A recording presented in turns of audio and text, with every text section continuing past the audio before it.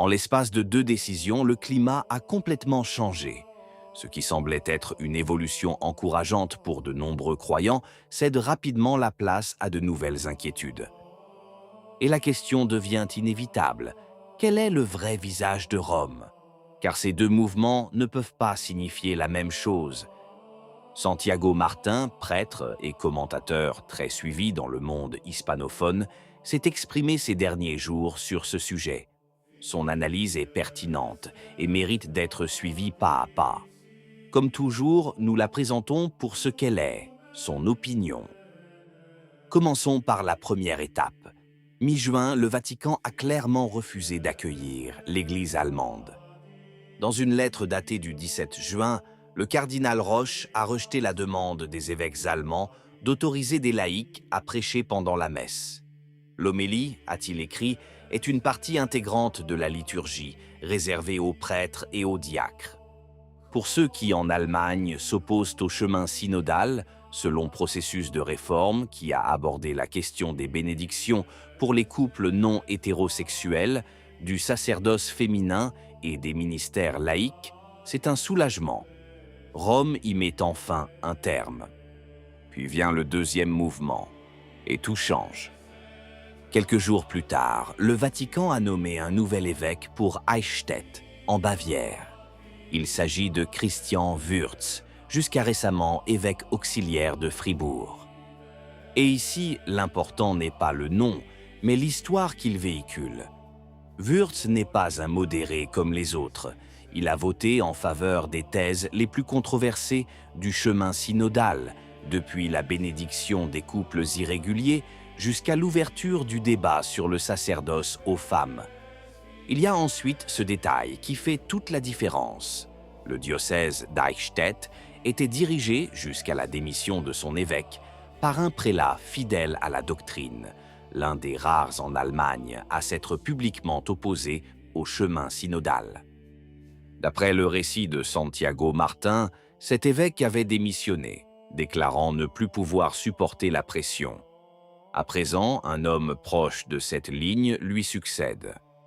Voici donc les deux mesures, mises en parallèle. D'une part, Rome interdit aux laïcs de prêcher, rejetant apparemment la ligne allemande. D'autre part, elle promeut un évêque de cette même ligne, remplaçant ainsi l'un de ses rares opposants. Ces deux choses ne peuvent avoir la même signification. Soit Rome ralentit la voie synodale, soit elle la soutient. Pour ceux qui, en Allemagne, venaient de pousser un soupir de soulagement, cette nomination fut, selon Santiago Martín, un véritable coup dur. Et il donne un exemple concret qui vaut mieux que 1000 arguments. À Hambourg, un groupe de parents catholiques, pour la plupart non allemands, latino-américains et polonais, se battent pour que l'idéologie du genre ne soit pas enseignée dans les écoles catholiques. Ils ont rencontré l'archevêque, 2 fois le directeur de l'école, écrit à la nonciature et même déposé une plainte canonique. Le résultat, jusqu'à présent, rien.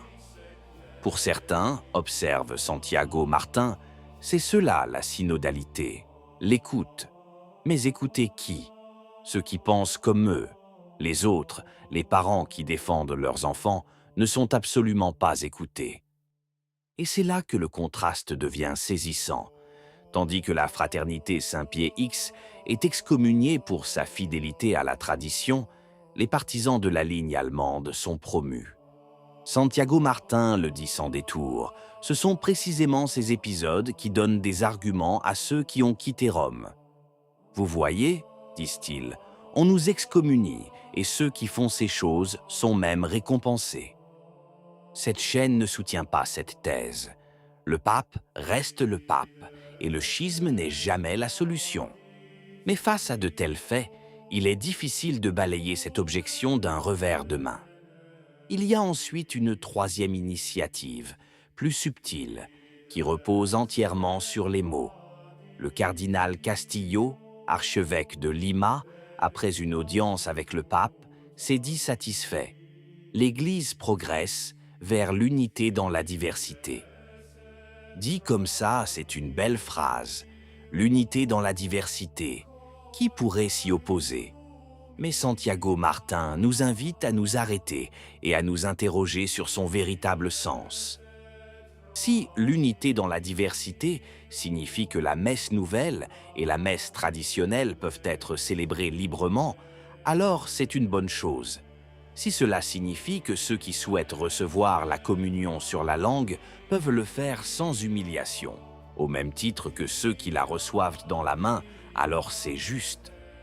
Mais si l'unité dans la diversité signifie que dans certaines paroisses, les couples non hétérosexuels sont bénis et dans d'autres non, que dans certains diocèses, il y aura des femmes qui se diront prêtresses et dans d'autres non, que dans certains pays, la pratique de la non-hétérosexualité sera considérée comme un péché et dans d'autres non, alors cette expression est une véritable bombe. Car une église comme celle-ci n'est pas unie, elle est simplement divisée de façon ordonnée. Diversité, certes, mais l'unité devient alors impossible. Et c'est là que Santiago Martín touche au cœur du problème. L'unité, dit-il, ne peut être atteinte qu'autour de l'un. C'est la devise même de Léon XIV, dans celui qui est le Christ. L'unité se fonde sur Jésus-Christ, qui est la vérité. Et la vérité, comme l'enseigne le Concile Vatican II, nous est transmise par la parole de Dieu et la tradition. Oublier l'une ou l'autre, c'est bâtir une unité qui ne repose pas sur le Christ. Et c'est là que réside l'avertissement le plus sérieux. Le schisme de la fraternité Saint-Pied X, dit Santiago Martín, est une affaire grave. Mais ce ne sera rien comparé à ce qui pourrait arriver si nous essayions d'oublier 2000 ans d'enseignement pour construire une église différente, même à l'encontre de ce qui est écrit dans Vatican II. Car alors, prévient-il, beaucoup partiront. Non seulement les fervents défenseurs de la messe traditionnelle, mais aussi ceux qui ne l'apprécient pas du tout, mais qui ne peuvent accepter la construction d'une église en dehors du Christ. Ces paroles sont dures, et il faut les peser avec prudence. Mais le point qu'il soulève est réel. L'unité acquise au prix de la vérité n'est pas l'unité. C'est autre chose, quelque chose qui ne porte que le nom d'unité. Par souci d'équité, il convient également de mentionner l'autre point de vue. La nomination des évêques relève de la prérogative du pape, et un seul nom ne saurait constituer un dogme. L'unité dans la diversité peut aussi revêtir le sens positif évoqué par Santiago Martín lui-même. L'interdiction même de la prédication laïque montre que Rome, sur certains points, freine bel et bien ce mouvement. En résumé, la situation est plus nuancée qu'un simple « Rome a trahi ». Des signes indiquent le contraire. Mais c'est précisément là que réside la difficulté. Car des signaux contradictoires, placés côte à côte, ne s'annulent pas. Ils s'entremêlent. Et la confusion, au sein de l'Église, est déjà une blessure en soi. Pour Santiago Martín, la solution n'est ni la rébellion ni la capitulation. Elle tient en un seul mot, continuité.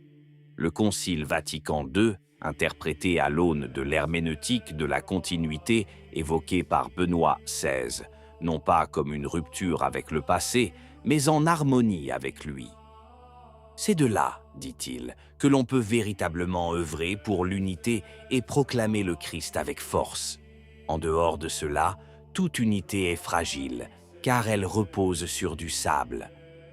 Et il n'est pas le seul à le penser. Ces derniers jours, plusieurs voix faisant autorité ont réaffirmé que, pour empêcher le schisme de s'aggraver, il faut mettre fin à la confusion, à commencer par ce qui se passe en Allemagne. Alors, en qui avons-nous confiance? Santiago Martín le dit, et nous le disons avec lui. En l'Esprit Saint, qui protège l'Église de toute erreur.